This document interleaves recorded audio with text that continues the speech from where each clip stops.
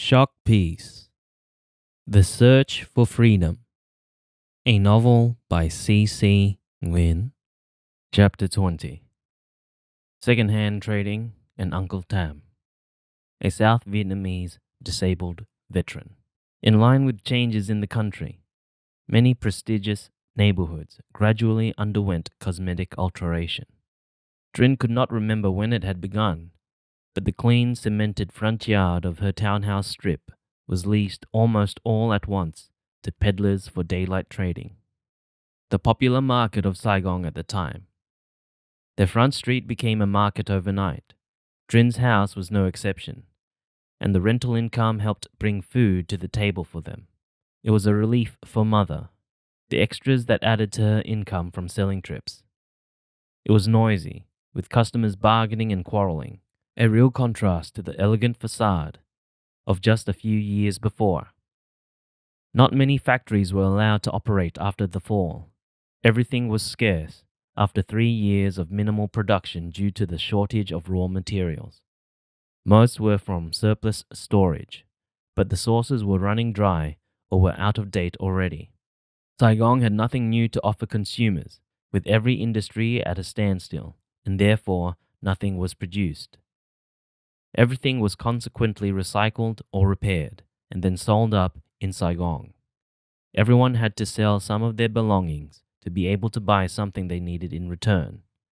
Their buyers were the new class of citizens, the communist capitalists, who now had boxes of money after the currency change.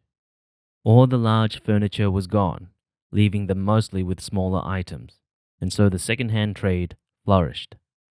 Everyone was rummaging through piles of old knickknacks at home to sell them on the streets. Everyone was buying other necessities through second-hand stalls. Each trader had a large tattered tarpaulin or old cloth to spread on the ground to display his or her goods. They were buying and selling everything, from the smallest items such as old buttons, threads, needles, watches, clocks, wrenches, shovels, and nails, to world maps, compasses, outdated medicines, and old comic books. It was an endless list of things. With time, the skin rash disappeared mysteriously as it had come. The people in the south all sighed with relief. The parasitic arthropod Sarcoptes scabiei, or itch mites, somehow died, leaving darkened scars on the southerner's skin as a reminder of that horror. Sitting in the warm circular tin basin and sensing his itchiness slowly ebbing away, Luke felt relieved. There was some hope after all. His skin was raw with the scratches covering his whole body. Some parts were inflamed and infected. Malnourishment and wretched living conditions did not help the young boy combat the scabies infestation, nor did the lack of medication. It was thanks to pointy mint leaves and alum, the wonderful concoction. Or maybe his immune system just fully recovered. He never knew. The clanking of metal reverberated in his ears from the front of the house, telling Luke that it was getting late. He looked up and saw the sky darkening above. Uncle Tam must be clearing away his second-hand goods, Luke thought.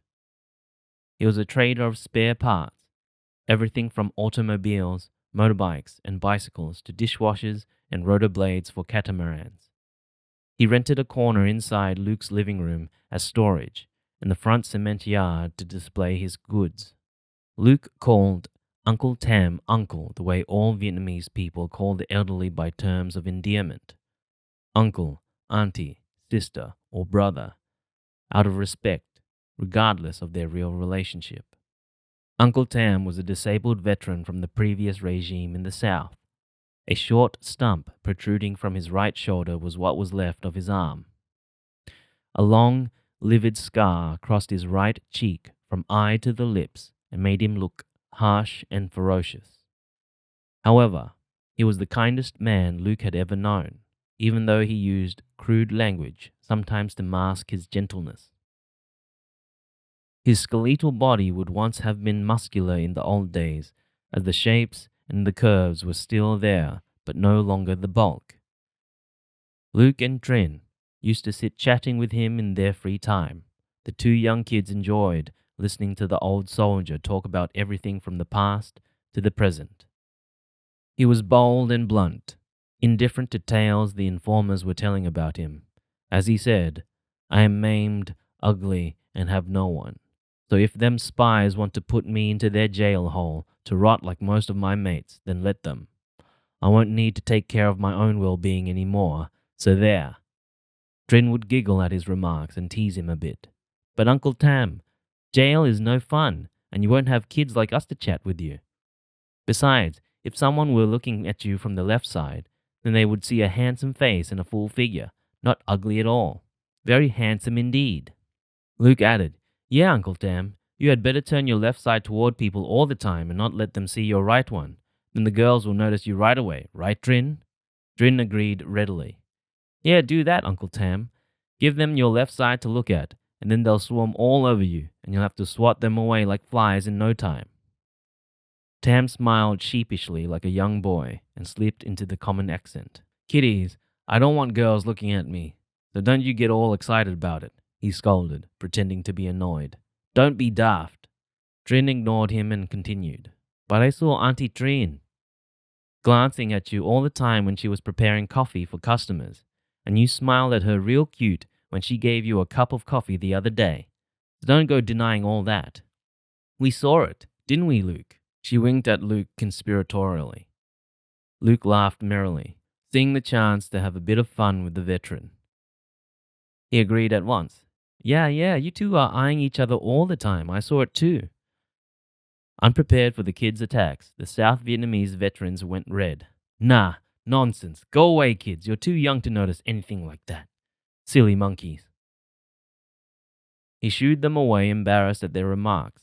Nevertheless, he smiled inwardly after the kids went inside. They were good kids. He liked them. They were very polite and smart, but also very cheeky. He had to be extra careful when Trin was around, especially with little Trin, keen observer as she was. He hoped that his affection for Trin, the young cafe vendor, had not been as obvious as the kids observed. Tam often thought that he was not good enough for her. Disabled and poor as he was, he felt inadequate and inferior. Who would think of having a relationship with him? Tam was in his early 40s. Being a disabled veteran in the pre-1975 period had been hard when he was only 35, but now it seemed hopelessly impossible. After the fall of Saigon, he had no income to support himself, as the Vietnamese Communist Party denied any responsibility to ex-servicemen and ex-public servants from the previous regime, including veterans or retirees. He was left to fend for himself like the rest and find ways to earn a living with absolutely no help and no recognition from the new government. For hundreds of thousands of disabled veterans, it was devastating. Many struggled to survive and were often dependent on their families and friends. Tam's darkest days were during the first few years after the war ended, when all the resources dried up. He was ashamed of being a beggar on the streets of Saigon, a town in which he had been a hero not so long ago. His days were counted by the hours, and basic meals were unaffordable luxuries. There were times he had to eat from garbage bins in the markets or restaurants and takeaway shops, sharing his meals with the swines. He never knew how he would survive the next day. Each day he woke, his first thought was where to find food. Everything else was irrelevant. A boom in second-hand trading was a lifesaver to many. With help from Tan, his sister, Tam managed to make ends meet, and life became much easier for the disabled veteran. He still had to find sustenance one day at a time, but eating from trash and strangers' leftover meals was now in the past. He used to tell the kids how he was injured in battle. It was during the Tet Offensive of 1968. He lost his arm in the bloody Battle of Khe Sanh, receiving a medal for bravery upon his discharge. I was a major in the ARVN Rangers. Do you know that, kids? He winked at them, then continued. It was horrific. The fighting was ferocious and the killing appalling. It was the worst experience of my life as a soldier. He paused and then asked, How old were you then, kids? Drin replied, I was 6, but I remember standing in front of my gate looking out.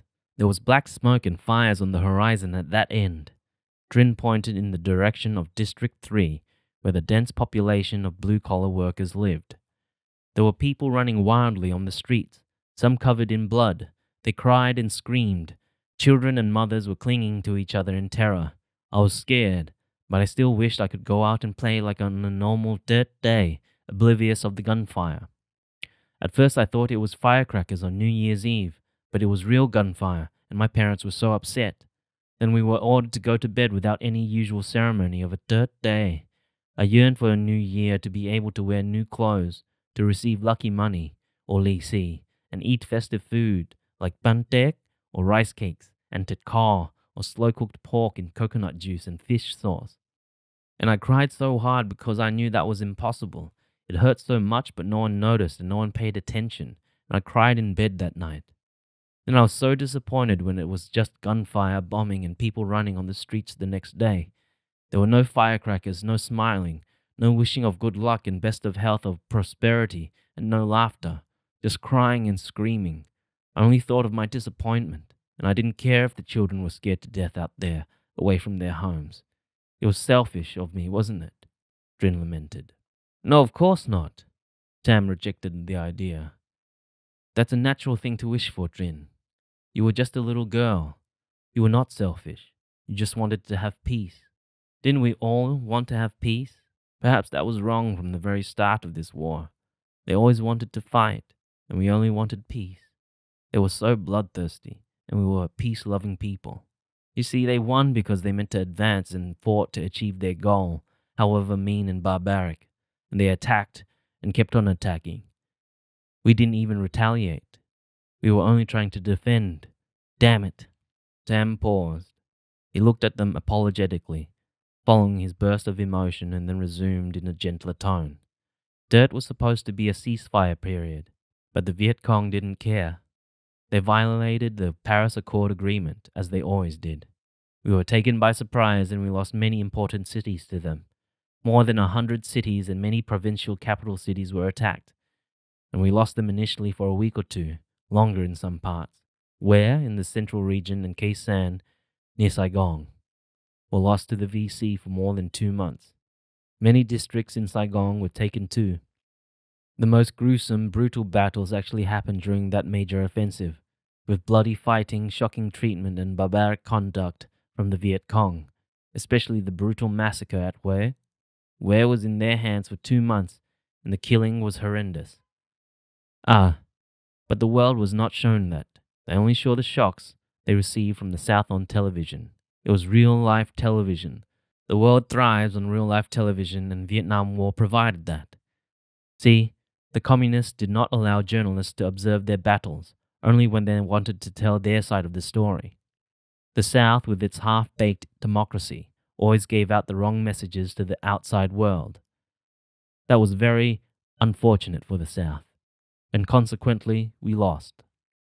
Now, Vietnam's Civil War history is based on their version, the Vietnamese communists' version. We are being buried alive, kids. Just you wait. And believe me, they're going to erase the past sooner than everyone is aware. A criminal act that we have no control over. They are going to rewrite history for their own liking. It's a shame. Sam looked down at his stump and then continued with a subdued tone. I think the world began to feel the destruction of war and its ghastly horror in Vietnam from those images on television in the Tet Offensive. They were broadcast around the globe. The atrocious fighting with casualties among both the armed forces and the civilians. It made everyone cringe. Tam paused again, a faraway look on his face. He was immersed in his tale, forgetting that his audience was only 15 and 13 years old.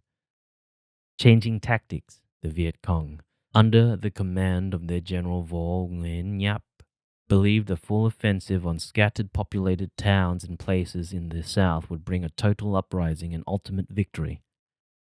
Hundreds of towns were attacked in the early hours of January 31st, 1968, the first day of the Lunar New Year, the year of the monkey.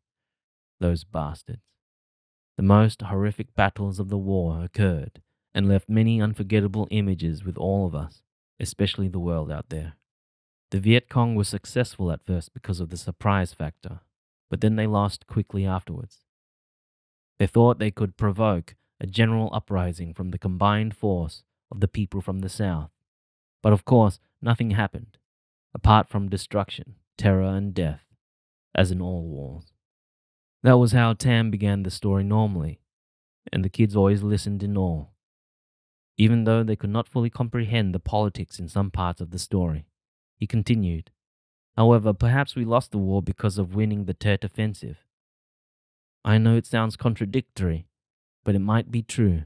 The South Vietnamese government's political maneuvers were primitive, unsophisticated, and poorly presented. Its propaganda was not as effective as the VC's. It did not understand how the world reacted to the horrendous images of war in the country and the outburst from angry senior military personnel. The shooting of a VC in execution style in front of a camera by General Nguyen fueled the anti-war activists in condemning the South and the war. Even though I understood why he felt compelled to act, he was born in Hue, the city worst affected by the offensive. The killings were brutal. His family was there. The VC killed thousands of civilians, armed force personnel, religious leaders, and government officials by forcing them to dig their own graves, then shooting them, or even beheading the men in front of their family members. Tam sighed softly. Ah, but those images were never documented. That was how smart the VC were. They did not let the world know of these atrocities on their side, only the suffering. Very cunning, those bastards. And we were naive or plainly gullible and had bad leadership. I think we lost because of that, he concluded sadly. Sighing loudly this time, he spoke again. It's what I call rudderless. South Vietnam was like a ship without a rudder. The whole country drifted aimlessly in the political war. We did not have strong guidance from our leaders. Most of them were rotten to the core. All but a few were corrupt. It was criminal. We lost because of no proper leadership, not because we did not know how to fight, damn it. Then, realizing that he was talking with the teenagers, Tam apologized softly. Sorry, kids. I didn't mean to swear. Now go along and buy something nice to eat. He gave them each 10 shu coin and winked at them in an attempt to lift the tone and change the subject.